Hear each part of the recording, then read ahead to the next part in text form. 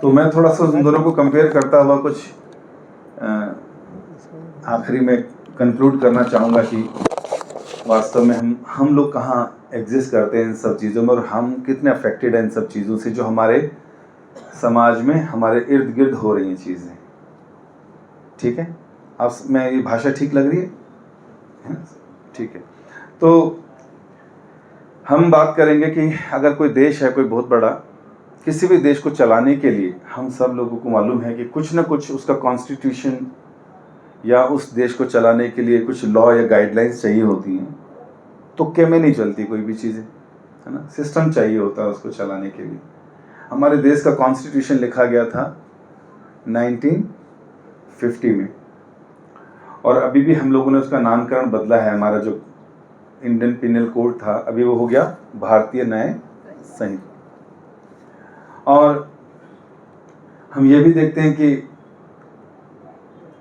इन सब rules and regulations की कितनी ज़रूरत है समाज में। आपको लगता है कि इन सब लॉज की, इन कॉन्स्टिट्यूशंस की आवश्यकता है लाइफ में?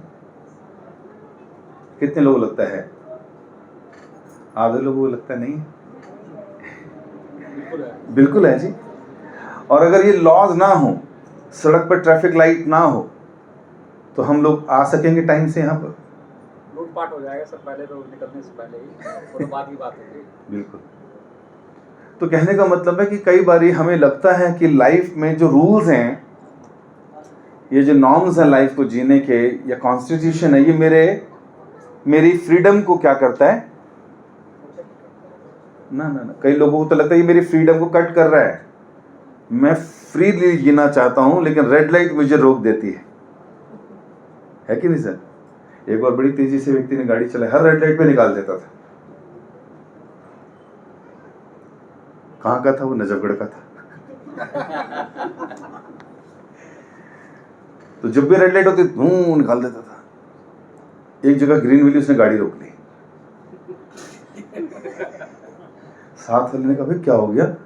जब रोकनी चाहिए तब तो निकालता है, जब निकालनी चाहिए तू रोकता है क्यों? कहता भाई नजफगढ़ से हूँ, दूसरी तरफ के रेड लाइट पे कोई उधर से मेरा भाई आ रहा होगा, वो भी लाइट पे ही निकालेगा ना, तो मुझे दौड़ा देगा फिर वो, क्योंकि वो भी फॉलो नहीं करेगा।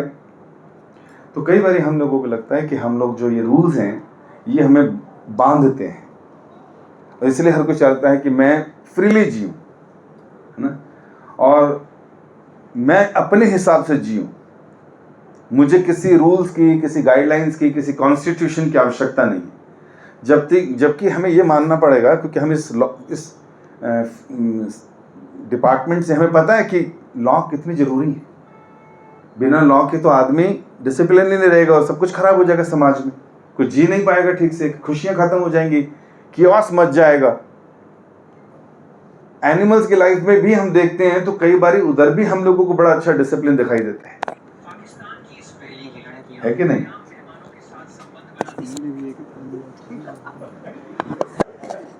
तो भारत की ही बात कर लेते हैं। तो एक देश को चलाने के लिए लॉ चाहिए, है ना। A nation is run by the rules set by the law maker. कितने लोगों ने दिमाग लगाया होगा। अच्छा, आज हम देखते हैं कहीं ना कहीं स्पिरिचुअलिटी खत्म हो चुकी है, बट हम देखें अगर ये रूल्स बने, जो गाइडलाइंस बनी है संसार में या किसी भी देश में, कहीं ना कहीं उसका आधार क्या था? धर्म ही था। वहीं से कॉपी किया है।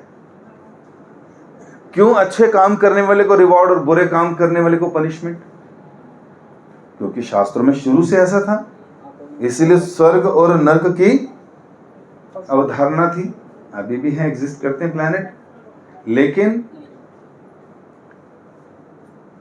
आज हम लोग ओपनली बोलने में डरते हैं कि नहीं यार, ये सब, चाहे वो अम्बेडकर जी ने कॉन्स्टिट्यूशन लिखा हो या और लॉ मेकर्स इकट्ठे बैठे हों, चाहे उन्होंने ब्रिटेन से कुछ लिया हो, कहीं से कुछ लिया हो, लेकिन अल्टीमेटली ये सारा का सारा हमारे स्क्रिप्चर से ही आ रहा है, क्योंकि उसमें लिखा था कि गलत व्यक्ति को ऐसे पनिश करना है और अच्छे व्यक्ति को ऐसे रिवॉर्ड करना है। तो वही चीज़ आज हमारे सिस्टम में है। देश को चलाना है तो रूल्स होने चाहिए, हम सब जानते हैं इस बात को। और क्यों होने चाहिए? क्योंकि यही गाइडलाइंस जो हमको दी जाती हैं एक देश में जीने के लिए, उसी से हम लोग अपना जीवन सुकून से जी सकते हैं, पीसफुली जी सकते हैं। कोई व्यक्ति किसी की बाउंड्री को क्रॉस नहीं करेगा, कोई अपने जो हमारे अधिकार हैं जीने के उसको इनक्रॉच नहीं करेगा, तभी मैं खुश रह सकता हूँ। अदरवाइज हम सब लोग परेशान हो जाते हैं जब कोई दूसरा व्यक्ति हमारी पीसफुल लाइफ में कोई ना कोई रोड़ा अटकाता है, और केसेस आपके पास ही आते हैं, है कि नहीं, कि जी इसने दीवार थोड़ी ज़्यादा कर ली, इसने प्रॉपर्टी में यहाँ पर थोड़ा ज़्यादा ले लिया, मुझे उससे प्रॉब्लम है। तो जहाँ भी थोड़ा ऊपर नीचे होता है तो दिक्कतें आती हैं। तो कोई भी हमारे सुख में, चैन में, हमारे जीवन में खलबली मचाता है तो उससे हमें समस्या होती है। पूरा का पूरा सिस्टम इसी तरह से लॉ इसीलिए तैयार किया जाता है कि आप अपने घर खुश रहें, वो अपने घर खुश रहे, ताकि समाज ठीक से चले। और जहां पर भी कोई व्यक्ति अपने अधिकार क्षेत्र से उस बाउंड्रीज को क्रॉस करता है और दूसरों को परेशान करता है, दुख देता है, या उसकी पीस में प्रॉब्लम करता है, तो फिर वो लोग पुलिस स्टेशन जाते हैं अपनी रक्षा के लिए या कोर्ट में आते हैं। ऐसे ही इसलिए हम लोगों का वजूद है। और फिर इस सिस्टम को चलाने के लिए हमारे पास देश में लॉ मेकर्स हैं, जुडिशरी सिस्टम है, मिनिस्ट्रीज हैं, लॉ मिनिस्ट्री है, जो इन सारी चीज़ों को सोच समझकर अब क्या नियम बनना चाहिए, क्या हटना चाहिए, कौन से लॉज का आपको यूज़ नहीं है और कौन से अब ज़्यादा ज़रूरी हैं। जैसे कुछ समय पहले ऐसे कई लॉ थे जो नहीं थे, लेकिन आज है। कुछ बताएंगे आप लोग? साइबर क्राइम का, साइबर क्राइम, कंप्यूटर में हम में से कितने लोग उसका सामना किया, साइबर फ्रॉड का? जजेस ने भी किया होगा, है कि नहीं? और ये लॉज अब बन रहे हैं कि किसको कितनी पनिशमेंट देनी है, कैसे देनी है, कितना चार्ज लगाना उन पर। सिस्टम अभी भी परिपक्व नहीं है हमारा। आप खाली कंप्लेन कर सकते हैं, बस भूल जाइए, उसके बाद कोई पकड़ा नहीं जाने वाला। किसी का है कुछ पैसा वापस कभी जिनको आपका आ गया बताइए हो, बाकी किसी का नहीं आता। अगर आपने तुरंत कार्रवाई करी तब कुछ है, वो बैंक वहां सील कर देंगे तो मिल जाएगा, अदरवाइज वो भी अभी से आने लग गया, पहले उससे पहले तो हाँ। तो ऐसे बहुत से नियम हैं जो समय के साथ बनते हैं, और ये सारा सिस्टम लॉ बनाने के लिए कोई ना कोई लॉ मेकर्स हैं। और अगर हम लोग इन नियमों का पालन करते हैं, अच्छे से पालन करते हैं, तो गुड सिटीजन कहलाते हैं। इंडिविजुअली मेरा लाइफ, मेरा परिवार will be so much of full of happiness कि मैं सारे नियमों का पालन करता हूँ। हमसे हमारे आसपास रहने वाले लोगों में भी आपको मिलेंगे जो बहुत सारे अच्छे लॉ अबाइडर्स हैं। एक अच्छा नियम पालन करने वाला अच्छा सिटीजन कहलाता है, और अच्छा सिटीजन ही एक अच्छी फैमिली को गाइड करता है। अच्छी फैमिली से अच्छी सोसाइटी बनती है, और अच्छी सोसाइटी से पूरा देश तैयार होता है। आज अगर हम बात करते हैं अपने देश की, तो हमारे यहाँ पर बहुत सी अच्छी चीज़ें भी हैं, पर जब डिसिप्लिन की बात करते हैं, क्लीननेस की बात करते हैं, या रिस्पेक्ट एंड लव की बात करते हैं, तो हम देखते हैं इसमें बहुत से चेंजेस आ रहे हैं। और दूसरे देशों में, चाहे वो जापान हो, चाइना हो, कई जगहों पे स्कूल से ही बहुत सी अच्छी शिक्षाएं दे दी जाती हैं, ताकि जब 12-20 साल का व्यक्ति हो तो वो नियमों को बहुत आसानी से पालन कर सके। कहते हैं जब पौधा नाजुक होता है तो उसको हम दिशा दे सकते हैं, ठीक से बढ़ा कर सकते हैं, लेकिन जब वो बड़ा हो जाता है तो उसके बाद उसको हिलाना मुश्किल हो जाता है। भारत में ज़्यादातर ऐसे ही, हम सब बिना प्रॉपर अच्छी ट्रेनिंग के या बिना अच्छी स्कूलिंग के, जहाँ पर किस तरह के डिसिप्लिन सिखाए जाते थे या नेशनलिटी या लॉयल्टी सिखाई जाती थी, वो सब्जेक्ट हमारे बड़े वीक रहे। इसलिए हमारे यहाँ क्राइम भी ज़्यादा मिलेगा, सब कुछ। लिटरेसी रेट हमारा बहुत अच्छा हो गया है पिछले 50 सालों में, लेकिन उसके बावजूद क्राइम में कमी नहीं आई है। नास्तिक हो गए ना लोग नास्तिक हो गए। तो एक अच्छा सिटीजन एक अच्छा देश का निर्माण कर सकता है। अब मुझे ये देखना है कि मैं और मेरा परिवार किस दिशा में जा रहे हैं, एक अच्छा सिटीजन होने की दिशा में, या जैसे दुनिया चल रही है, यार सब कर रहे हैं तू भी कर ले ना, सब नुकसान कर रहे हैं, कोई डिसिप्लिन का फॉलो नहीं कर रहा, मैं भी नहीं करता, सब ने कूड़ा पड़ोसी के घर पे बाहर फेंका है, मैं भी फेंक देता हूँ। मैंने देखा गवर्नमेंट ऑफिसेज में होता है, सीढ़ियों के पास लोग बहुत पान थूकते हैं, देखा आपने, पर्टिकुलर एरिया पूरा लाल होता है वो हमेशा। वो यूपी में करते हैं सर, दिल्ली में भी होता है। वहाँ ज़्यादा मिलेगा, यहाँ कोर्ट में भी मिल जाएगा। अभी उस जगह लिखा होगा कि यहाँ थूकना मना है, उसी पे फेंकोगे थूक। पिचकारियां मारेंगे दूर की, तेरी पिचकारी दूर जाती है, मेरी पिचकारी दूर जाती है कि नहीं? जहां लिखा उधर ही थूकेंगे, जहां मना किया उधर ही यूरिन पास करेंगे। तो हमारे यहाँ पर कल्चर नहीं है उस तरह का। अगर है भी शहरों में, अगर कुछ लोगों ने सीख लिया तो हम एक्सपेक्ट नहीं कर सकते जो गाँव से आ रहे हैं उन्होंने सीखा होगा। हमारे तो गाँवों में लोग फील्ड में जाते थे सारी चीज़ों को करने के लिए। तो रूल्स, रेगुलेशन, गाइडलाइंस ये हमारे लिए बहुत जरूरी है to become a good citizen.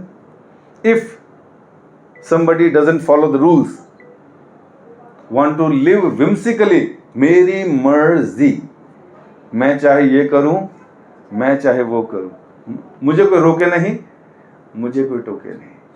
अच्छा, घरों में होता है, हमारे बच्चे हमको फेस करने पड़ते हैं ना, तो पता चलता हमारे हाथों में नहीं हमारे बच्चे, उसको हम धारा सुना भी नहीं सकते, तेरे को अंदर करा दूंगी इस धारा के। बच्चा तो राजा है हमारे घर का, और वो जो चाहेगा आपको करना पड़ेगा, झुका देगा आपको। आप कहोगे यार मैं कोर्ट में जाता हूँ, ऐसा ऐसा बोलता हूँ, ये ऐसे मैं बेल लेता हूँ, ऐसे मैं बंदा छुड़ा देता हूँ, ये मेरा छोटा सा 7-9 साल का बच्चा मेरे को चने चबा देता है। या घर में अगर कोई व्यक्ति जज है और जज बड़े स्ट्रांग हैं,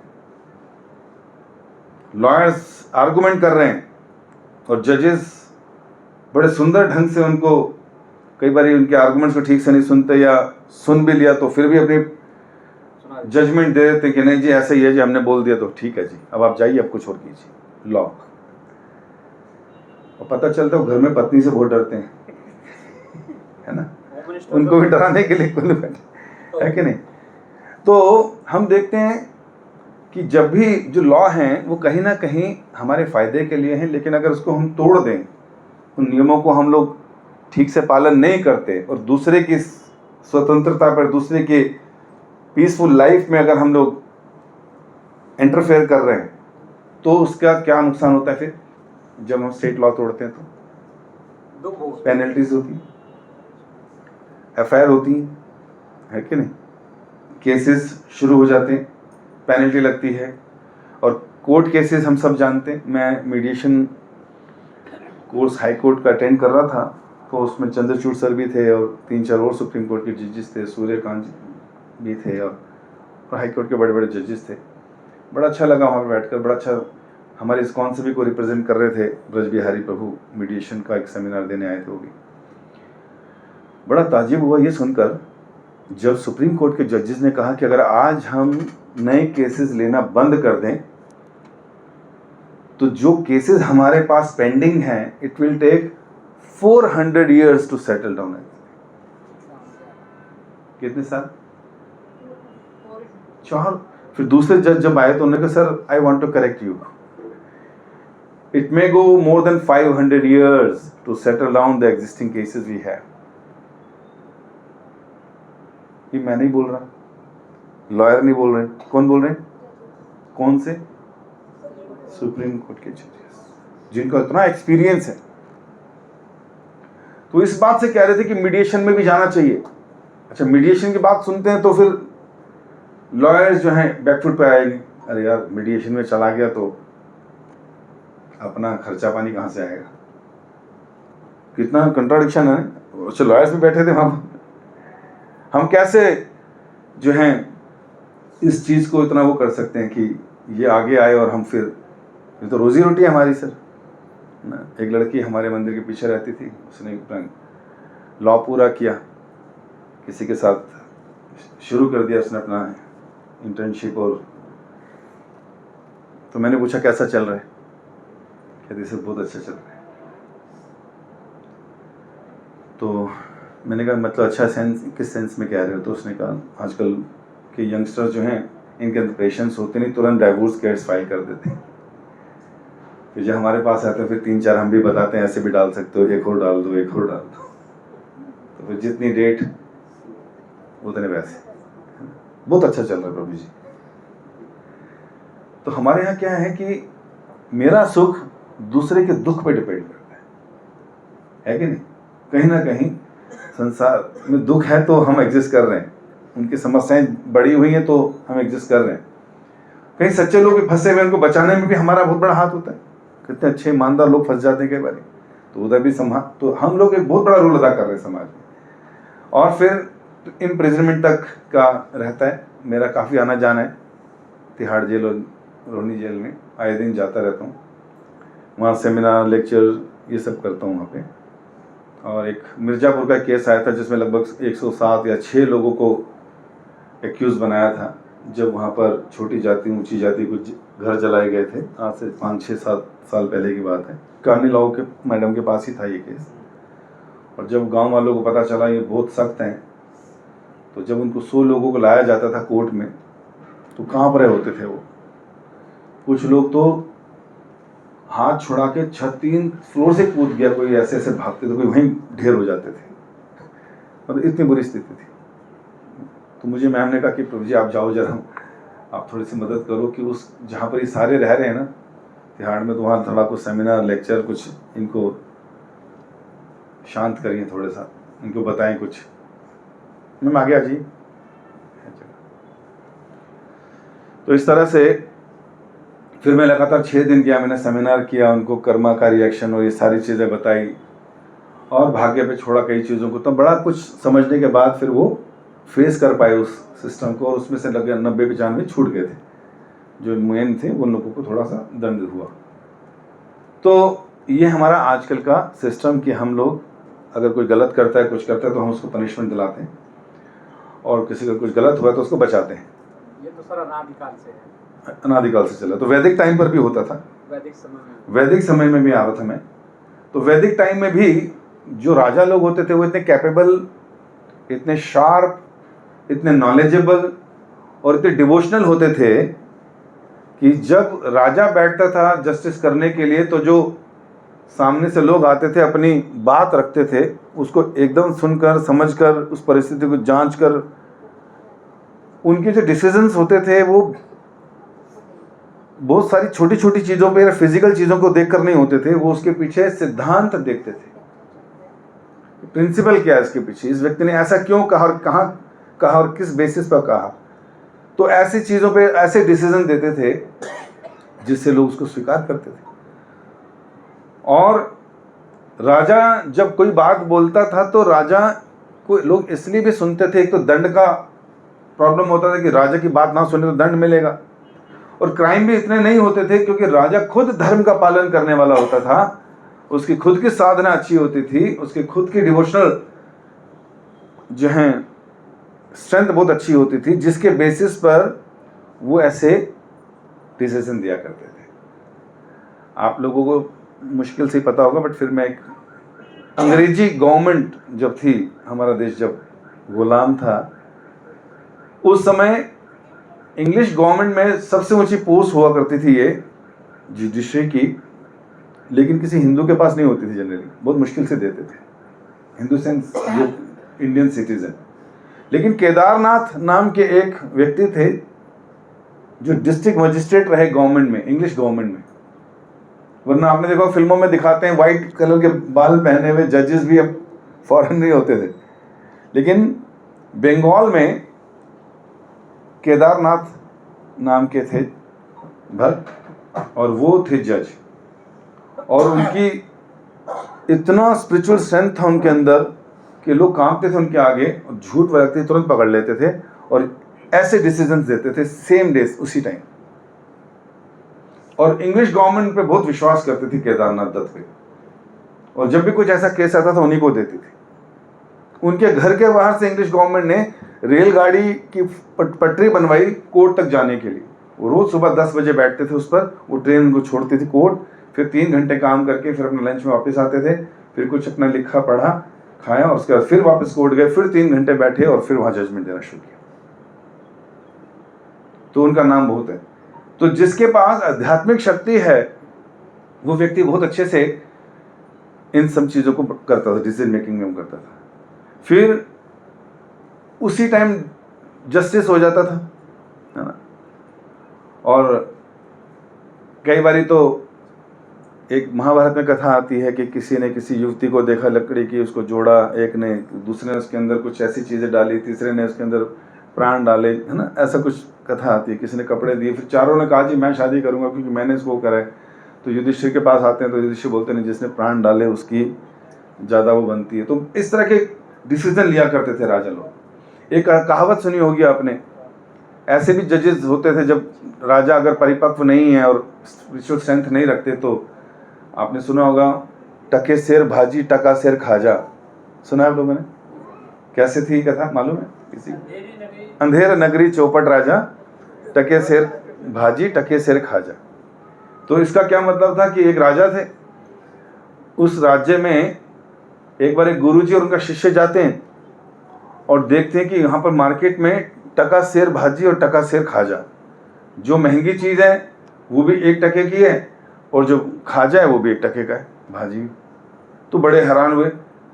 उनके शिष्य ने कहा महाराज यहीं बस जाते हैं, इतना सस्ता सामान है, हर चीज़ बड़ी सस्ती है, टके शेर है।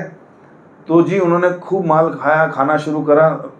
अगले दिन गुरुजी ने कहा मुझे लगता है कि हमें नहीं रहना चाहिए, हमें आगे चलना चाहिए। मुझे यहाँ थोड़ी सी कन्फ्यूज़न लग रही है कि ऐसा कौन सा राजा जो हर चीज़ टके शेर दे रहा है, ये कैसी इकॉनमी है भाई, चलाएगा आगे? कहते महाराज आप जाइए, मैं तो इधर ही रहूँगा, मुझे बड़ा पसंद है। गुरुजी चले गए, शिष्य छूट गया, वो खा खा के मोटा हो गया। और फिर एक दिन क्या हुआ कि सैनिक आए और उसको उठा के ले गए। क्यों लेकर गए जी? पता चलता है कि किसी के यहाँ कोई घटना घटी थी जिसकी वजह से राजा ने कहा इसको दंड दिया जाए मृत्यु का। जो फांसी का फंदा था थोड़ा बड़ा बन गया, वो उसके गले में आया नहीं। तो राजा ने कहा कि क्या हुआ, क्यों नहीं दे रहे? कैसे के गले में आ नहीं रहा? कहते ठीक है, जिसके गले में आ रहा उसको ले आओ। वो जो खा खा के मोटा हो तो उसके गले में फिट बैठ गया था, तो उसको लेकर गए। अब उसको टांगने लगे, कहता मैं तो मर गया, मैं तो सच में फंस गया। इसलिए गुरुजी कहते थे कि यहाँ से निकलो, मैं सस्ते के चक्कर में फंस गया। तो गुरुजी को हृदय से प्रार्थना करता है और गुरुजी भगवान की कृपा से पहुंच जाते हैं। अब पहुंच तो गए गुरुजी, तो उन्होंने देखा, तो उन्होंने कहा कि क्यों इसको बांध रखा और क्यों भेज रहे हो? तो उन्होंने कहा जी इसके गले में फिट बैठ रहा है इसलिए भेज रहे हैं इसको। कहते आप मेरा गला भी चेक कर लो, मैं जाना चाहता हूँ। गुरुजी ने कहा, कहते क्यों? कहते बस मैं अभी जाना चाहता हूँ, चाहे मुझे कुछ भी हो जाए, चाहे मुझसे आप कुछ भी करवा लो, लेकिन मुझे चाहिए फंदा, मैं अभी जाना चाहता हूँ, टाइम है, जल्दी करो। कहते क्या मतलब? कहते हैं अगर इस समय कोई भी व्यक्ति फांसी का फंदा लेके मरेगा ना, वो सीधा स्वर्ग जाएगा। राजा ने कहा हमें बेवकूफ समझा, तुम नहीं हम जाए ये फंदा हमारे गले में डालो और हम जाते हैं। और खुद अटक गया, भगवान की कृपा से सेटल हो गया वहां, है ना। तो ऐसे भी बाद के टाइम पर जो स्पिरिचुअल स्ट्रेंथ जिनमें नहीं थी, जो परिवारवाद में बना दिया किसी का राजा, तो ऐसे भी राजा हुए जिन्होंने दिक्कतें करी। तो पुराने समय में जो जुडिशरी थी, उस समय कोई ब्राइब नहीं चलता था, कोई ऐसा का इन्फ्लुएंस नहीं चलता था, पीछे से कहलवा दिया ऐसा नहीं। राजा तुरंत लेते थे डिसीजन और पता चल जाता किसने सही किया किसने किया। उनके सामने टिक नहीं पाते थे उनकी स्पिरिचुअल स्ट्रेंथ के बेसिस पर। कोई डेट वेट का भी ज़्यादा चक्कर नहीं होता था, 2-4 डेट दी उसके बाद काम हो जाता था, है कि नहीं? वो तो पुलिस को भी पता रहता है क्या हो रहा है क्या नहीं सर। हाँ, तो इस तरह से राजा जो लोग थे वो अपना अध्यात्म या अपनी साधना इतनी स्ट्रांग रखते थे, वो मुख्य शक्ति होती थी उनके इस तरह के केसेस को डिलीवर करने की। और फिर पहले के टाइम पे बहुत कम डिस्प्यूट होते थे, लेकिन ज़्यादा पीस थी, ज़्यादा शांति थी। लेकिन मॉडर्न सिस्टम ऑफ जुडिशरी में अगर हम देखते हैं तो हमें पता चलता है कि आज कुछ अलग सी मिनिस्ट्रीज हैं जो लॉ बनाती हैं और डिसीजंस जो हैं बहुत जल्दी इन्फ्लुएंस हो जाती हैं, get affected by so many things, पता नहीं चलता कब क्या हो जाए। और बड़े प्रॉन्स भी हैं कुछ इसके, स्ट्रक्चर सिस्टम है, इक्वालिटी है, गरीब से गरीब व्यक्ति को भी आज अगर सही जगह है तो न्याय मिल जाता है। और जो नुकसान है वो ये कि काफ़ी लंबे समय तक डेट्स भुगतनी पड़ती हैं। आप लोगों ने भी सुने होंगे 50 पैसे के लिए, कुछ रुपए के लिए किसी ने केस डाला, ईगो इतनी हर्ट हो गई कि केस लड़ता रहा जीवन भर और फाइनली उसके मरने के बाद उसके बच्चे लड़ते रहे। फिर इतने समय के बाद रिजल्ट आया, उसको कोई 20 रुपये 50 पैसे मिले, बाद में जीत गया वो केस। और केस लड़ने के लिए उसने पता नहीं क्या क्या खर्चा उसमें। तो डिले है, करप्शन है, टेक्निकल कॉम्प्लाइंस अभी इतने तेज हमारे नहीं चल रहे हैं, और डिस्प्यूट्स तो आए दिन हैं आज के मॉडर्न सिस्टम में। चैलेंजेस अगर हम देखते हैं आज, कुछ तो आप भी अच्छे से बता सकते हो, बट मैंने जो अपनी समझ से लेकर कुछ चैलेंजेस जो जनरली आते हैं हमारे पास आज, हर तरह के, पहले तो नहीं था हम कह सकते हैं कि लोग गवार थे या बड़े अच्छे बैकग्राउंड से नहीं आते तो नियम टूट जाते थे उनसे, लेकिन जब से लिटरेसी रेट भारत का अच्छा हुआ है, केरला का तो कहते हैं 90% 100% है, और उसके बावजूद हम देखते हैं कि ऑलवेज ऑन राइज। क्या क्या? करप्शन खत्म नहीं हुआ। जब नई जनरेशन आई तो उनको लगा कि पुराने लोग करप्शन या करप्ट रहते हैं, हम सिस्टम को सुधारेंगे, लेकिन जब वो सिस्टम में आते हैं तो उनको लगता है यार सभी लेते हैं तो मुझे भी लेना पड़ेगा, नहीं तो मैं फंस जाऊंगा, तो उनको भी उस सिस्टम के अंदर जाना पड़ता है। और फिर क्राइम रेट कम नहीं हो रहा। पढ़ाई बहुत अच्छी हो गई, अच्छे स्कूल्स हो गए, सब कुछ हो गया, लेकिन क्राइम रेट में कोई कमी नहीं आ रही है। और साथ ही साथ दिल्ली जैसे स्टेट को तो रेप सिटी भी कहा गया, द कैपिटल ऑफ रेप्स। इतने रेप शुरू हो गए, होता तो खैर बहुत ज़्यादा होगा, लेकिन रिकॉर्ड बहुत कम होता है, इस वजह से हर जगह ही होता होगा, लेकिन ये भी कम नहीं हुआ। प्रॉपर्टी डिस्प्यूट कम नहीं हुए। भाइयों में जब से प्रॉपर्टी के रेट बढ़े, जिन हाथों में राखी बांधते थे, जिनके लिए कस्में खाते थे, सडनली वो दुश्मन हो गए एक दूसरे के, भाई भाई दुश्मन हो गए, बहन भाई दुश्मन हो गए, और वो सारे के सारे चीज़ें, फैमिली वैल्यूज जीरो हो गई और आपस में एक दूसरे के शत्रु हो गए। और ऐसा नहीं है कि हमारे पास जो केसेस आ रहे हैं हम उन लोगों को देख पा रहे हैं, हमारे भी खुद के परिवारों में भी ये सब हो रहा होगा, क्योंकि हम भी इसी समाज का एक अंग हैं। मैंने कुछ केसेस पढ़े जब जजेस भी बहू के द्वारा सताए गए, या कुछ ऐसे ऐसे केसेस आए। ये सर धर्म और आस्था पे बताया, बस उसी पे आ रहा हूं, हाँ, जो कि चिंता नहीं। हम लोग देखते ही रहते हैं। आस्था कैसे बनेगी जब तक ग्राउंड तैयार नहीं होगा। पहले आपको ये देखना होगा कि हाँ मेरे साथ होता है, मेरे परिवारों में भी होता है, हमारे भाइयों में भी दिक्कत है, हम पहले कस्में खाते थे, आज हमारे साथ भी ऐसी चीजें हैं, नहीं तो मेरे बच्चों के साथ होगी, क्योंकि आपका बच्चा शायद लॉयर ना बने, कुछ और बने। तो डाइवोर्स रेट आज लग्जमबर्ग जैसी कंट्री में 82% है, कहीं 70% है, कहीं 50% है। सिटीज में इंडिया की भी बड़ी तेजी से बढ़ रहा, 30 या 35% ये भी जा रहा है। क्या कारण है इसका? क्या हमारे पास इन समस्याओं का सॉल्यूशन है? क्या हम उनमें से एक नहीं है? क्या ये चीजें हमारे परिवारों में नहीं होती? सर बताइए, क्या हम लोग भी कहीं ना कहीं अपने खुद के केसेस नहीं लड़ रहे? हमारी पर्सनल फैमिलीज की भी डेट्स नहीं आ रही क्या? हमें भी चैलेंजेस फेस करने पड़ रहे हैं, और फैमिली रिलेशनशिप ये सब बहुत कम होता जा रहा है, और हम भी उसका कहीं ना कहीं एक अंग हैं।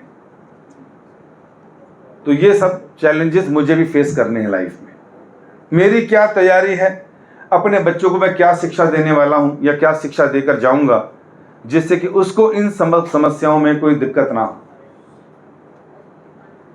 हम लोग भी कोर्ट्स में आते हैं, इतनी सारी समस्या देखते हैं, भागना पड़ता है, रुकना पड़ता है, घंटों खड़ा होना पड़ता है, इधर से उधर भाग, बड़ी सारी दिक्कतें हमारे साथ भी तो हैं। हमारा जीवन भी कोई बहुत आसान या स्मूथिंग नहीं है कि हम कहें हमारे लिए तो फ्लावरी कारपेट्स बिछे हुए और सब कुछ ठीक चल रहा है। No, life is not easy. तो इसलिए हर जगह एजुकेशन अच्छी होने के बावजूद भी हम लोग देखते हैं ये चैलेंजेस हम फेस कर रहे हैं, सोसाइटी फेस कर रही है, या हमारी आने वाली जनरेशन अभी फेस करेगी।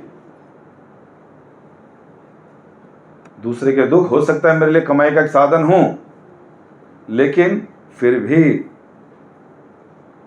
हम लोगों को अब सॉल्यूशन तो चाहिए लाइफ में।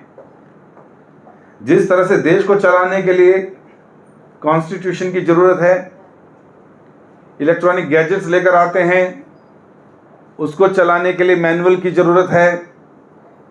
मैं अपने जीवन में सारी सिचुएशन, जितने भी अप्स एंड डाउन आए, उन सब सिचुएशंस में मैं कैसे सुखी रहूं, मैं कैसे पीसफुल रहूं, ये मेरे लिए इंस्ट्रक्शन मैनुअल क्या है, वो मुझे मालूम होना चाहिए।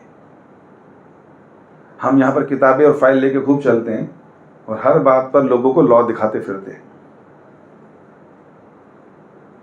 लेकिन ये तो इस संसार में कुछ देर के लिए सुखी रहने के लिए लॉ हैं, बट हमारे को सुखपूर्वक जीने के लिए भी मैनुअल तैयार हुआ है, और वो है वेदास और वो है भगवत गीता।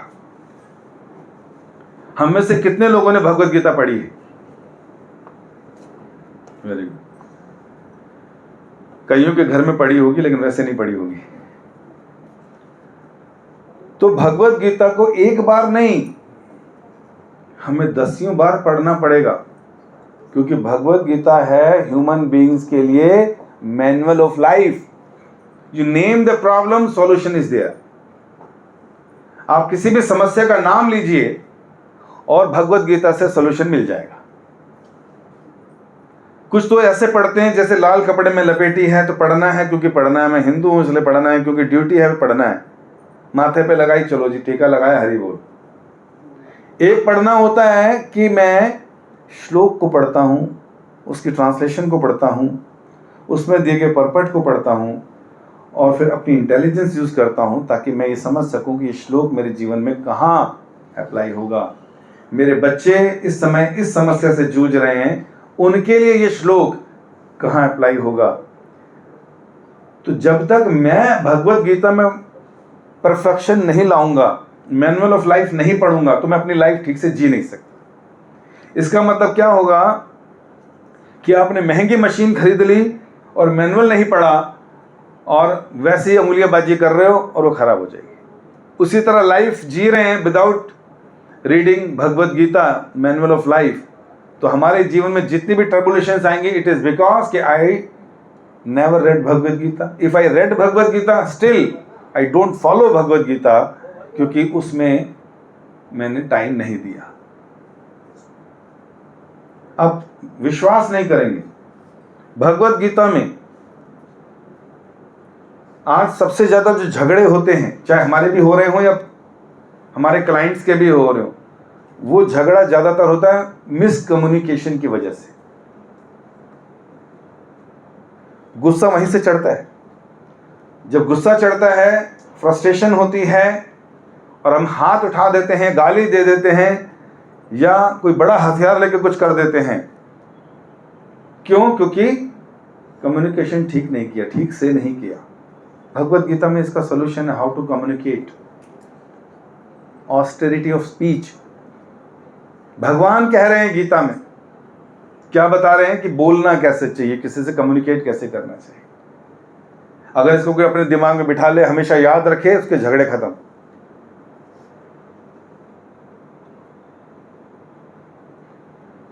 और वो श्लोक है, भगवान कहते हैं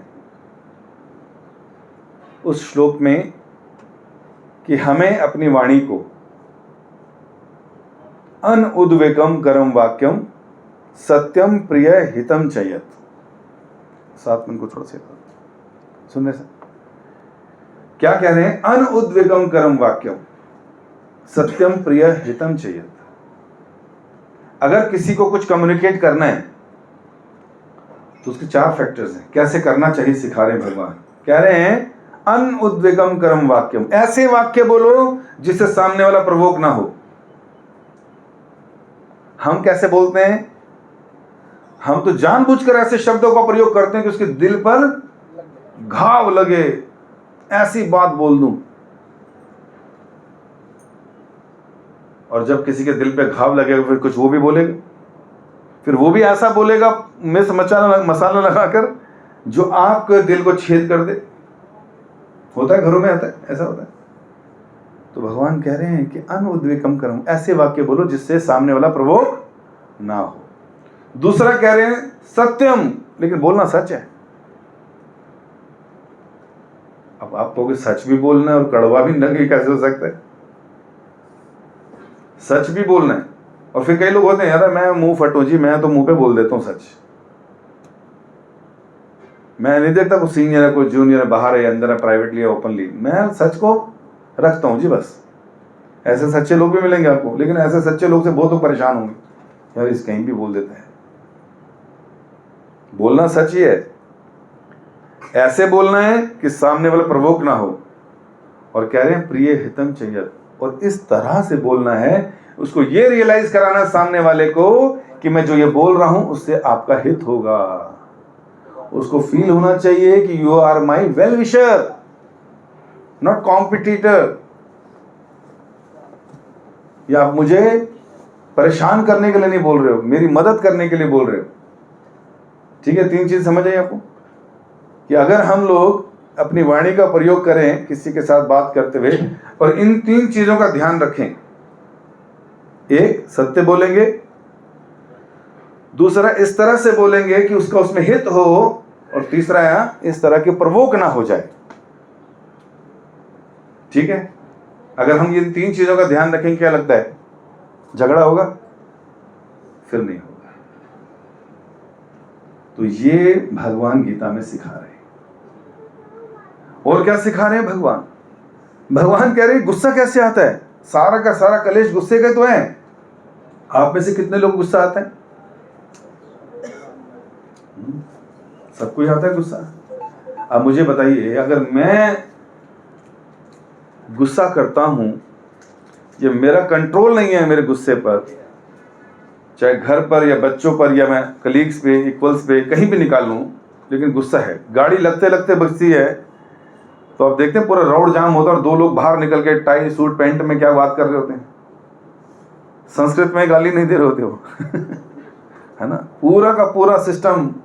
और अपने तो कोर्ट भी लगा होता है साइन कि भाई तू जानता नहीं तेरी जिंदगी बीत जाएगी कोर्ट में, इतने नोटिस डालूंगा मैं, है ना। हमारा अहंकार भी चौथे मल्ले पे होता है। तो भगवान बता रहे हैं गुस्सा कैसे जनरेट होता है और गुस्से का क्या नुकसान होता है। भगवत गीता बता रही है।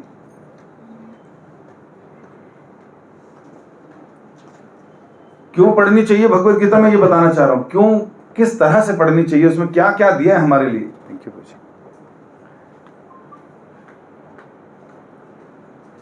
उसमें कह रहे हैं ध्यायतो विषयान पुंसा संगास्तेषुपजायते संगात संजायते काम काम क्रोध विजायते। कैसे होता है गुस्सा जनरेट? कह रहे हैं सबसे पहले ध्यायतो विषयान पुंसा, कि सबसे पहले हमारे जो सेंसेस हैं, 5 नॉलेज एक्वायरिंग सेंसेस, आंख, नाक, जीभ, त्वचा इत्यादि, ये जब सेंस ऑब्जेक्ट के टच में आती है, देखती है जब, और कोई चीज मुझे अच्छी लगी तो मैं उसको लेना चाहता हूँ, उसको एंजॉय करना चाहता हूँ। Thinking, feeling and willing, desire करता हूँ, फील करता हूँ, और फिर एक स्ट्रॉन्ग डिजायर बना लेता हूँ, yes I want that at any cost. और जब डिजायर पूरी नहीं होती, क्या कह रहे हैं, जब आपकी वो डिजायर, वो रिक्वायर्ड चीज नहीं मिल रही आपको, तो क्या होगा? गुस्सा आएगा, फ्रस्ट्रेशन होगी। संगात संजायते कामक, काम इच्छा इतनी तेज बढ़ जाएगी कि मुझे चाहिए चाहिए चाहिए, और जब पूरी नहीं होगी काम क्रोध भी जायते, वो जो मटेरियल डिजायर थी वो पूरी ना होने पर आपका गुस्सा आ जाएगा। और यहां खत्म नहीं होगा, क्रोधाद भमति सम्मोहा, हिप्नोटाइज हो जाएगा व्यक्ति। अब तू कौन, कहां पर है, क्या रिश्ता है, सब भूल जाएगा। बुद्धि भ्रंशात, intelligence of taking decision will be खत्म। अब नहीं सोच सकते आप कि मैं क्या करूं क्या ना करूं, इससे क्या होने वाला है, फ्यूचर नहीं देखोगे अपना, और उस समय जो करना है कर डालोगे। होता है कि नहीं होता है? सर हम लोगों में और जो जेल के अंदर हैं थोड़ा सा डिफरेंस है। गुस्सा हमें भी आता है, उन्हें भी आया था। उन्हें जब आया था तो उनके हाथ में सामान आ गया कुछ, और जब हमें आया तो आसपास कुछ चीज़ नहीं पड़ी थी, तो इतने में ठंडा हो गया, हमने बातचीत कर ली, चलो ठीक है। इतना ही है फर्क। थोड़ा सा और इसके अंदर फ्यूल डाल दो, सामने वाला एक बात और बोल दे, तो हमारा भी कोई केस लड़ रहा होगा जब हम अंदर होंगे। अच्छा ऐसा होता है कि नहीं, कि लॉयर जाते हैं अंदर कि नहीं? जजेस भी जाते हैं। जजेस भी जाते हैं, लॉयर भी जाते हैं, because they are also human beings. Asaram ji भी मिलेंगे अंदर आपको, हर तरह के लोग मिलेंगे। क्यों? क्योंकि जितने लोग भी संसार में पैदा हुए हैं, all are defected piece, defective piece. 4 defects is found in human beings. Imperfect senses, to be illusioned, to commit mistakes, to deceive others. अपूर्ण इंद्रियां, फिर भ्रम में रहना, सही है कि नहीं, कंफ्यूज, और फिर उस कंफ्यूजन से हम लोग गलतियां करते हैं और गलतियों के बाद उसको छुपाने की कोशिश करते हैं. ये 4 डिफेक्ट हर एक के अंदर है. और जो चीजें मैंने बताई, कम्युनिकेशन स्किल्स नहीं है, क्रोध पे कंट्रोल नहीं है, डिजायर्स इतनी सारी हैं कि कंफ्यूज हूं, स्ट्रेस्ड हूं पूर्ण करने में, लेकिन कोई मुझे सिखाने वाला नहीं है, कोई मुझे बताने वाला नहीं है. जिन स्कूल्स में, जिन कॉलेजेस में मैं पढ़ा, उसमें कभी कोई पीरियड ऐसा नहीं था कि कोई टीचर आके बताए, let's talk about the purpose of life, let's talk about how to control our senses and control our mind. नहीं बताता था कोई. इसलिए मैं भी वैसा ही हूं जैसे सारे लोग हैं. और आने वाली जनरेशंस या जो मेरे वंशज आएंगे, वो भी इन सब समस्याओं से ग्रस्त होंगे. उनको भी गुस्सा आता होगा, उनके अंदर भी लालच होगा, उनके अंदर भी स्पीकिंग स्किल्स नहीं होंगे, कम्युनिकेशन स्किल्स नहीं होंगे, फ्रस्ट्रेशन उनके अंदर भी होगी, स्ट्रेस्ड वो भी होंगे, बट मेरे पास देने के लिए कोई सॉल्यूशन नहीं होगा. है क्या? है क्या? मेरे पास भी नहीं है, उसके पास भी नहीं होगा. मेरी जिंदगी भी full of frustration, full of stress, full of depression, full of insecurity, full of fear, full of competition, full of jealousy, full of comparison. क्या क्या नहीं है मेरे अंदर भाई. खाली सफेद कपड़े पहनने से या लाल कपड़े पहनने से व्यक्ति साफ नहीं हो जाएगा, हृदय साफ नहीं होगा. हृदय साफ करना है अगर ये सारी समस्याएं, देखिए अगर घुटने में चोट लगेगी किसके पास जाओगे? हड्डी पे चोट आएगी तो ऑर्थोपेडिक पे जाओगे ना, और ब्रेन से रिलेटेड कुछ होगा तो न्यूरो के पास जाओगे. लैपटॉप की अगर प्रॉब्लम है तो कौन से डॉक्टर? अच्छा, हार्डवेयर या सॉफ्टवेयर के पास जाओ. Very good. उसी तरह शरीर में लगी चोट का तो इलाज है, बहुत आसान है, जल्दी हो जाएगा 2-4-10 दिन में. Problem related to the mind, मन से संबंधित तकलीफों का इलाज किसके पास है? स्वयं में. मनोरोग चिकित्सक भी परेशान है, उसको खुद अपने को दिखाने के लिए किसी और के पास जाना पड़ता. हाँ, अमेरिका की वो है, ये रिसर्च सर्वे है. अमेरिका में हर 5वां आदमी सेक्रेटरी के पास जाता है, सेक्रेटरी के पास, और दुकान बंद करने के बाद अपने को दिखाने के लिए किसी और के पास जाता है. टाइम्स ऑफ इंडिया की न्यूज है, India will be the super power in 2030. साथ में एक न्यूज होती है, India will be the number 1 in mental disorders इन 2030. बोलो हरे कृष्णा.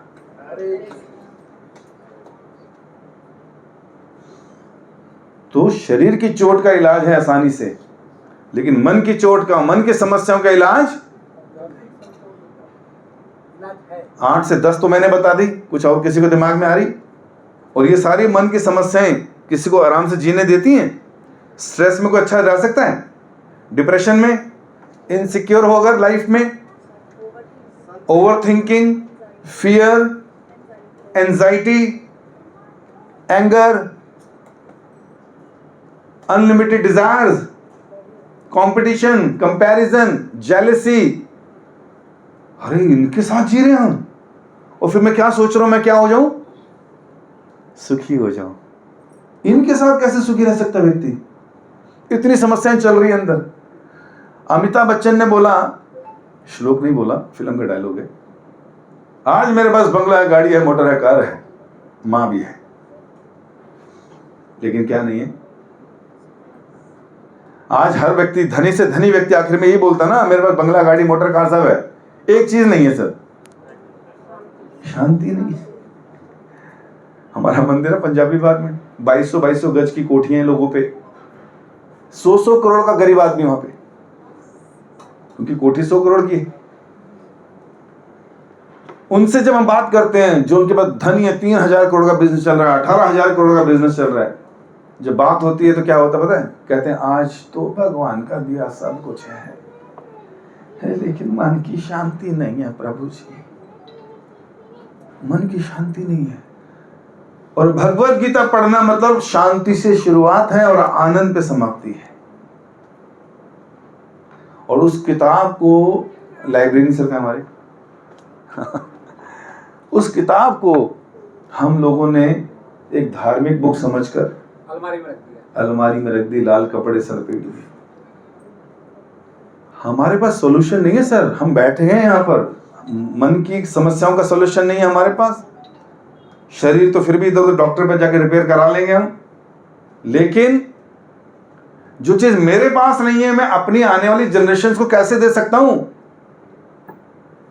आप क्या दे सकते हो अपने आने वाली जनरेशन को?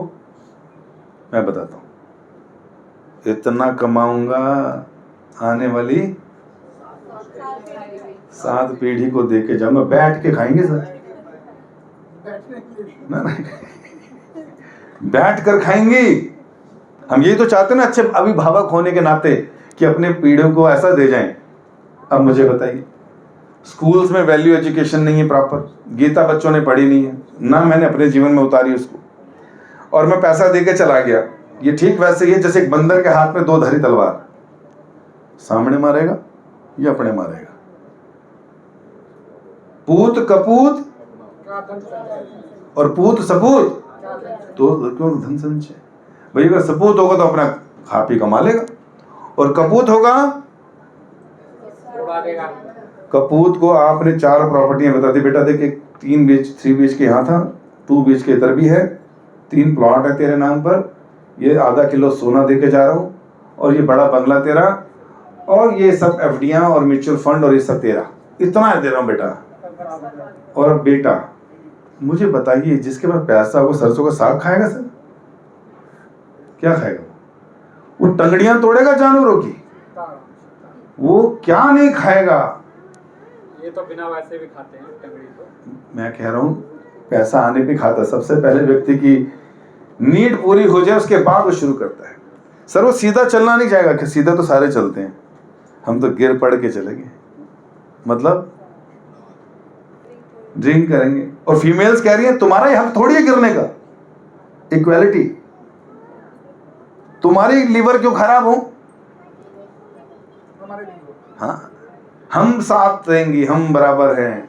अगर तुम्हारी किडनियां फेल होती हैं पी खाकर, तुम्हारी किडनियां होती हैं, तो हम भी पीछे नहीं रहेंगी, हम भी। तो जब पैसा अधिक बढ़ता है ना सर, बुद्धि खराब हो जाती है, और खराब बुद्धि से व्यक्ति केवल और केवल अधर्म करता है। और उस अधर्म का गंतव्य क्या है सब जानते हैं। तो इसलिए Bhagavad Gita is the manual of life. इसे इस तरह से पढ़ना है कि इससे मुझे क्या सीखना है, अपने जीवन में क्या नया उतारना है, जिससे कि मेरी लाइफ अच्छी हो जाए, मैं डिस्क्रिमिनेट कर सकूं सही क्या है गलत क्या है, क्या होना चाहिए क्या नहीं होना चाहिए, क्या करना चाहिए क्या नहीं करना चाहिए। डिसीजन मेकिंग आ जाएगी। अभी मैं जो डिसीजन लेता हूं वो डिसीजंस किस बेसिस पे होते हैं मालूम? वो क्या कर रहे हैं, उसने क्या किया, उसके बेटे ने क्या किया, उसने क्या किया, आजकल ट्रेंड में क्या है। अरे भाई आपको अगर आप पैदा होते तालिबान में तो आप क्या कर रहे थे? कौन सी गन उठाऊं, किसको मारूं, कैसे मारूं, है कि नहीं? तो जैसा एटमॉस्फेयर है वैसे जीता व्यक्ति। आप इस एटमॉस्फेयर में बैठते हैं और आपने देखा उसने ये गाड़ी ले ली, उसने ये बंगला बना लिया, उसने ये मकान बना लिया, उसने ये कर लिया, मैं भी ये करूंगा। हर व्यक्ति वही करता है।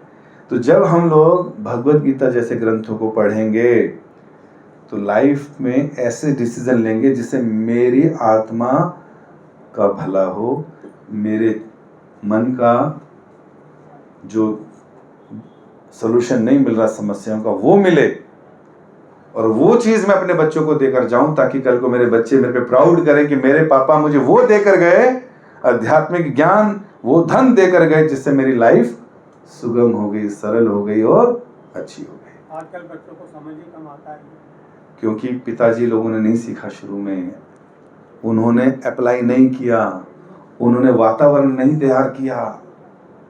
हमने हमेशा यही दिखाया कि बेटा पैसे से ज्यादा बड़ा कुछ नहीं है, पैसा है तो सब कुछ है, बाप बड़ा ना भैया, ये हमने कर कर दिखाया।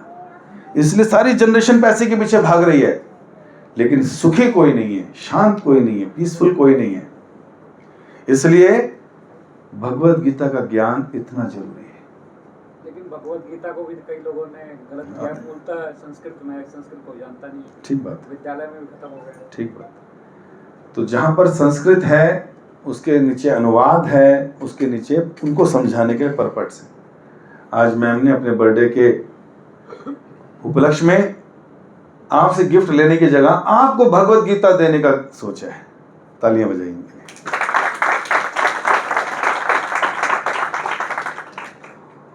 तो वो है भगवत गीता जो मुझे डिसीजन मेकिंग में अपने बच्चों को अच्छा संस्कार देने में काम आएगी, नंबर 1। और दूसरा जो मन की समस्याएं हम बता रहे थे, तो बताते हैं त्रायते इति मनः मंत्रः, अर्थात जो मन में इतनी एंजाइटीज और समस्याएं हैं उनसे अगर निजात पानी है तो मंत्र की शरण में जाना होगा। मैं कोई भी बात बोलूं, आप लोग को सब समझाना सबसे आसान इसलिए है क्योंकि आप कोर्ट में तुक्कों में बात नहीं करते हैं कि माय लॉर्ड मैं सोच रहा था एक चुटकुला सुना था माय लॉर्ड, उसके बेसिस पे इसको बाहर निकाल दूंगा। चुटकुले के बेसिस, एक कहानी सुनाता हूँ, कहानी के बेस पे छोड़ेंगे, किस बेसिस छोड़ेंगे? मेरिट्स, फैक्ट्स, रेफरेंसेस और लॉ क्या कह रहा है, एविडेंस। और कोर्ट क्या, लॉ क्या कहता है इस बारे में। आप बिना रेफरेंस के बात थोड़ी करेंगे, तो मैं भी बिना रेफरेंस के कोई बात नहीं करने वाला। मैंने श्लोक बताए भगवत गीता से थे 2.62-63 क्रोध के ऊपर, 17.15 ऑस्टेरिटी ऑफ स्पीच उस पर था, खोल सकते हैं, गूगल कर सकते हैं। फिर मंत्र जो है उसका मतलब है त्रायते इति मनः, जो मन को मेरा इन सब एंजाइटी से डिलीवर कर दे। तो मंत्र जपना है। कौन सा मंत्र जपूं? इतने सारे मंत्र हैं। मैं कौन से युग में रह रहा हूं? सतयुग, त्रेता, द्वापर, कलयुग। इनमें से कौन से में हूं? कलयुग। अच्छा, मैं कलयुग में हूं और मैं कोई मेथड इस्तेमाल करूं सतयुग वाला तो चलेगा क्या? त्रेता का करूं तो चलेगा क्या? द्वापर का करूं तो चलेगा क्या? नहीं चलेगा। कब का करना पड़ेगा? जो मेथड कलयुग के लिए दिया गया है। तो कलयुग में कह रहे हैं विरहते नारदे पुराण, जो ना मैंने लिखा, ना चाचा, ना चोपड़ा जी ने, व्यासदेव जी ने लिखा। व्यासदेव जी कौन थे? पराशर जी के पुत्र थे, भगवान कृष्ण के राइटिंग इनकारनेशन, वेद लिखने आए थे। अपौरुष्य, हमारी तरह 4 डिफेक्ट से युक्त नहीं थे। भगवान के अवतार हैं तो सारी चीज पूर्ण मिलेगी। हमारे अंदर डिफेक्ट्स हैं, उनके अंदर नहीं। तो उन्होंने ग्रंथ लिखे। तो विरहते नारदे पुराण में लिखा है हरेर नाम हरेर नाम हरेर नाम एव केवलम। बड़ी सिंपल संस्कृत है। कलो ना अस्तेव नास्तेव नास्तेव गतिर अन्यथा। कह रहे हैं कलयुग में हरि का नाम और हरि का नाम ही एव, निश्चित रूप से यही, केवलम, केवल यही।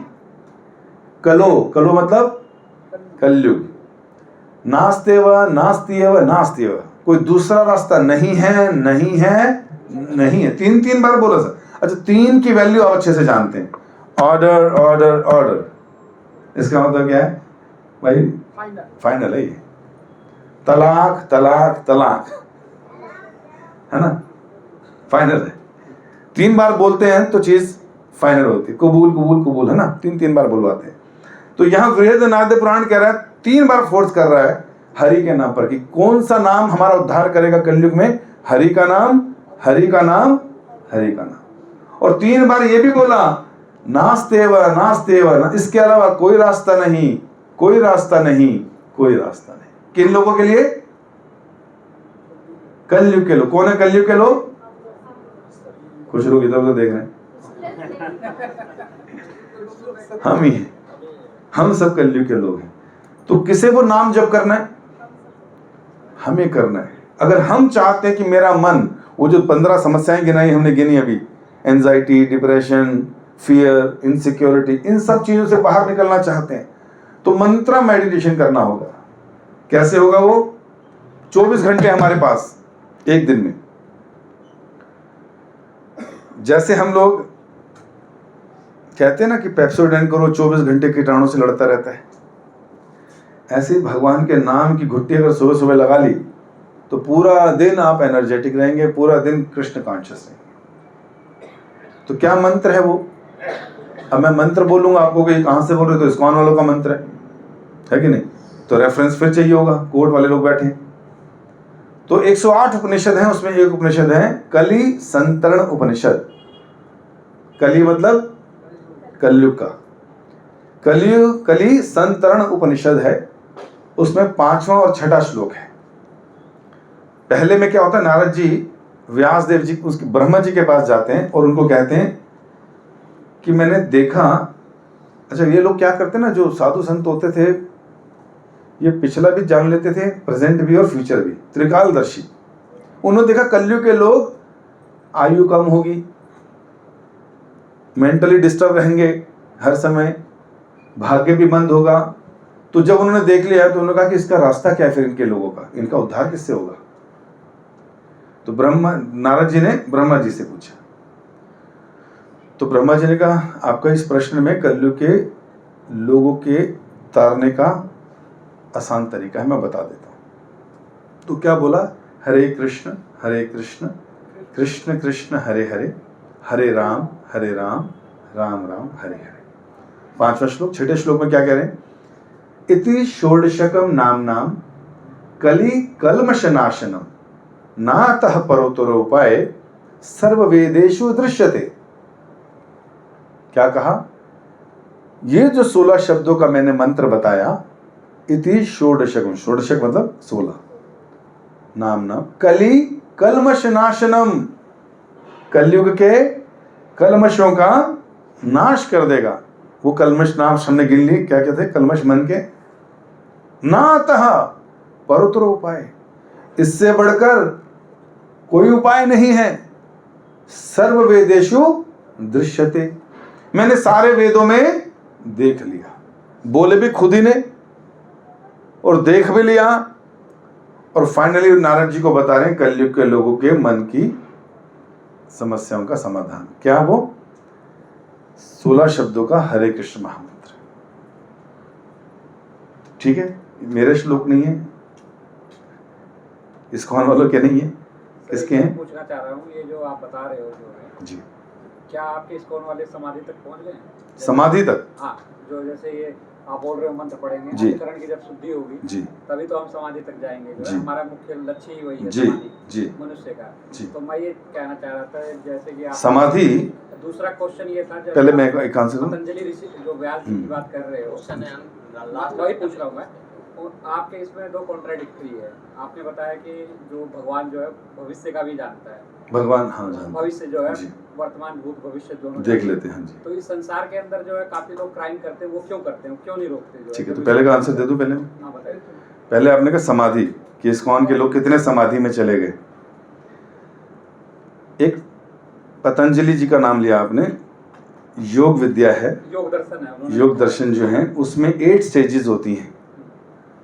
यम, नियम, आसन, प्राणायाम, प्रत्याहार, धारणा, ध्यान, फिर समाधि। समाधि कौन सी स्टेज है? लास्ट। आप जिस दिन स्कूल गए थे, लॉ की डिग्री मिल गई थी आपको? कब मिली? जब हमने पूरा 3 साल बिता लिया था। नहीं, स्कूल की बात कर रहा हूँ। स्कूलिंग के बाद 12वीं की, फिर इसके बाद पहले दिन तो नहीं मिली।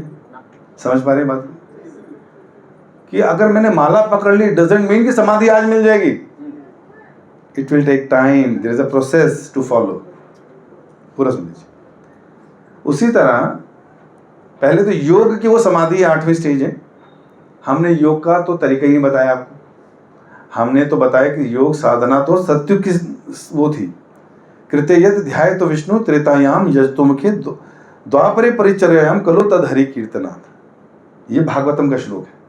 सतयुग में लोग ध्यान करके भगवान को प्राप्त कर लेते थे, जो समाधि की बात कर रहे हैं। आप कह रहे हो कि अभी तो सुनो, जाप कर त्रेता में यज्ञ कर कर लोग अपने को प्यूरिफाई कर लेते थे, द्वापर में अर्चन करके कर लेते। कलो तद हरि कीर्तनाद, कि कलयुग में लोग हरि का कीर्तन करके अपना उद्धार कर सकते हैं।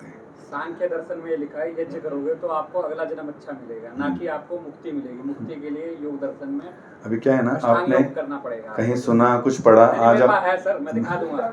नहीं, मैं ये नहीं कह रहा, मैं कह रहा हूँ कि आपने चार वेद मेरे पास है। जो जो कहाँ से कुछ पढ़ा ना, आप यहाँ कोट कर रहे हैं, बहुत अच्छी बात है। इसका मतलब क्या, पढ़ते हैं, अच्छी बात है, इतना पढ़ लिया वो बहुत बड़ी बात है। मैं आपको बता रहा हूँ, 8वें सूत्र के अंदर लिखा वो कपिल मुनि हाँ ने सर, बहुत अच्छी बात है। सांख्य दर्शन की मैं आपको बात बता दूं, भगवत गीता भी सांख्य दर्शन से शुरू हो रही है, दूसरे अध्याय से, जब भगवान कृष्ण सांख्य दर्शन का ज्ञान दे रहे हैं। सांख्य दर्शन है क्या?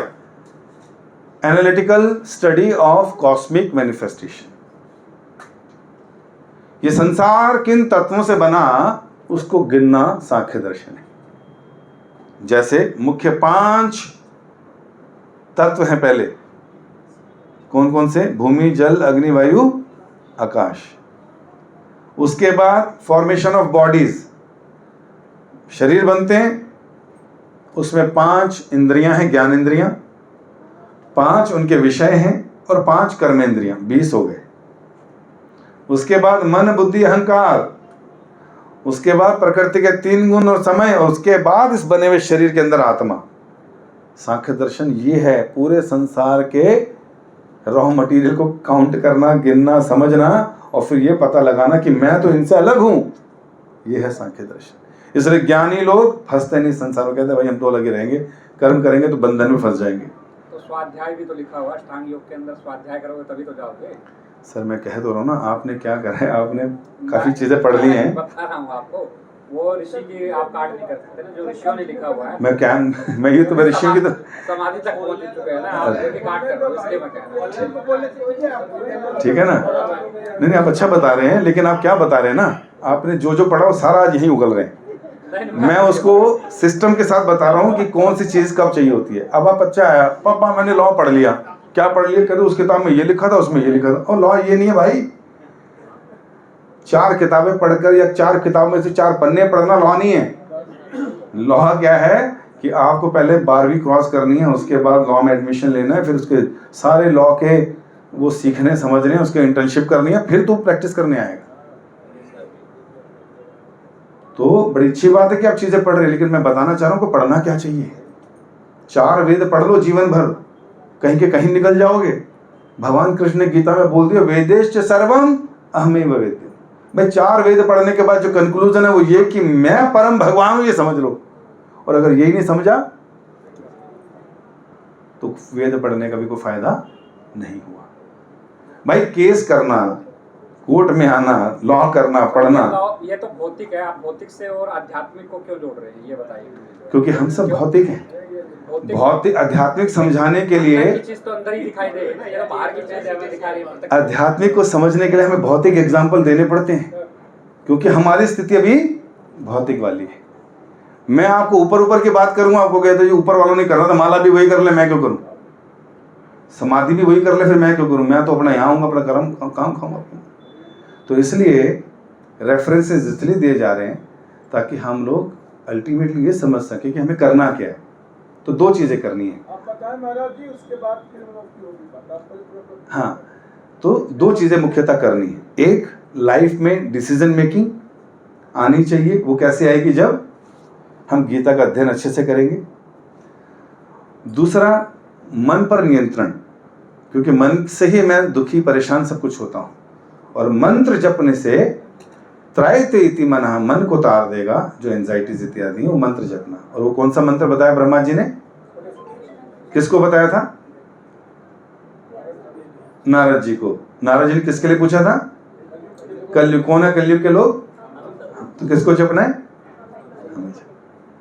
तो पूरा दिन 24 घंटे में हमें क्या करना, 10 मिनट भगवत गीता को खोल ले, पेन या मार्कर रखें साथ में, और उसको जब पढ़ें और जोन सी बात अच्छी लगे उसको अंडरलाइन करें, समझें परपट को और भगवान की बात को।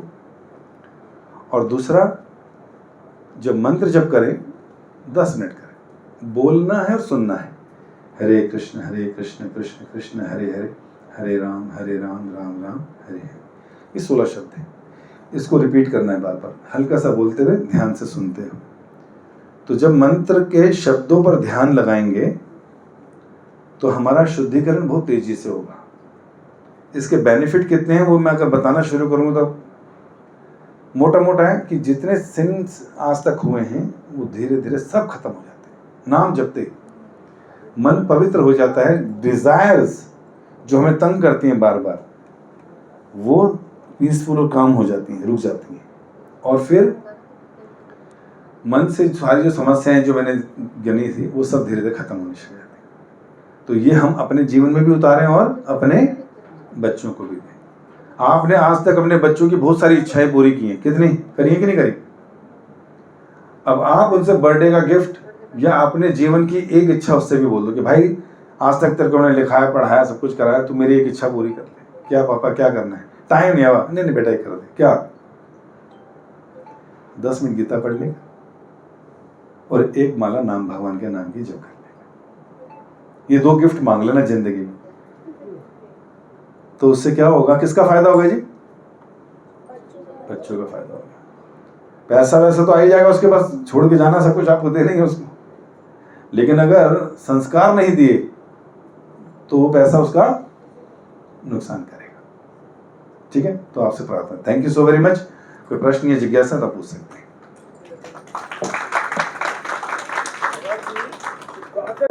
और अष्टाक्षरी मंत्र में और षोडश में क्या अंतर है?